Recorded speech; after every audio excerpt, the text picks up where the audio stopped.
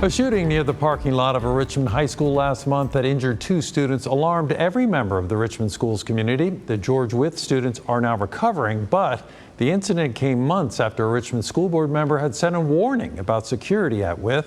School chairman now Stephanie Rizzi joins me to discuss that October 19th email that listed her concerns about unmonitored doors and students congregating in that very lot. Chairwoman Rizzi, thank you for coming in. Thank you for having me. So tell me, you sent that email back in October. You had been to Wythe, you saw some alarming things. It seems eerie that some of those elements were what were present in the incident, in the shooting. Why did you send that email in the first place? Well, there are a couple of things I want to say first. Number one, this is Stephanie's voice. I in no way represent the voice of the school board, so I want to make that clear. Also, I love the Wythe community. I spend a lot of time there. I love those children. I love the faculty and staff there. And so that happened to be a day where I went to visit and I observed these things and just wanted to let someone know because we had some concerns with, safety and security at the school before.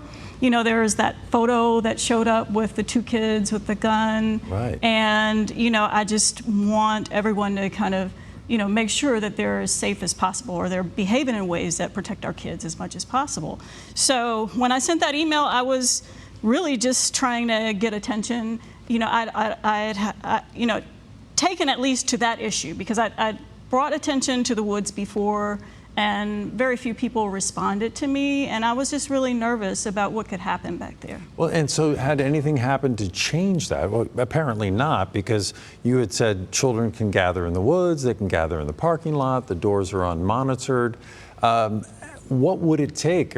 Obviously nothing happened because students could still walk out that door. We heard from the mother of one of the victims just a moment ago, and it was around 11 o'clock. He was able to just walk out into the parking lot area. What needs to change there? How will that change? I know you're like you said, you're just a member of the school board and right. You don't control the day-to-day activities of the school and you just right. manage the budget that you're given. What needs to change? Well, I'd requested, and a few people in the school had asked me to request alarms be put on those doors, and they are on the doors. There are quite a few doors in that building. I would definitely agree that they're hard to monitor at all times. Safety and security, we could have 20 of them in that building, and if students are bent and determined to leave, they will.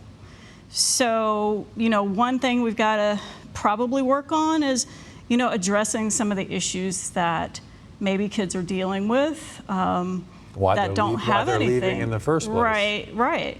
And oftentimes they don't have anything to do with school. They may have to do with the fact that, kids are detached for one reason or another from just even believing that education is important. Well, and you'd posted afterwards that you were disappointed that more parents, more members of the community hadn't come forward at the next school board meeting to voice their concerns about that. And it seemed to speak to the larger issue that everybody in Richmond should be part of the whole system, not just their little silo at this school here, but that they should all be concerned about whether they're part of that community or not.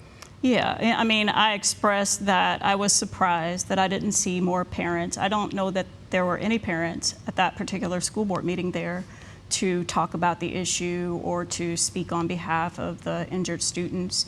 And so I was just surprised by that.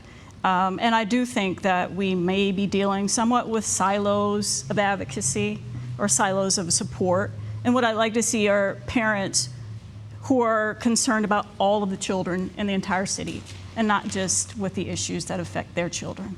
Chairwoman Stephanie Rizzi, we are out of time, I'm sorry to say. We will have you back to talk more about this. Thank you for coming in. Thank you for having me.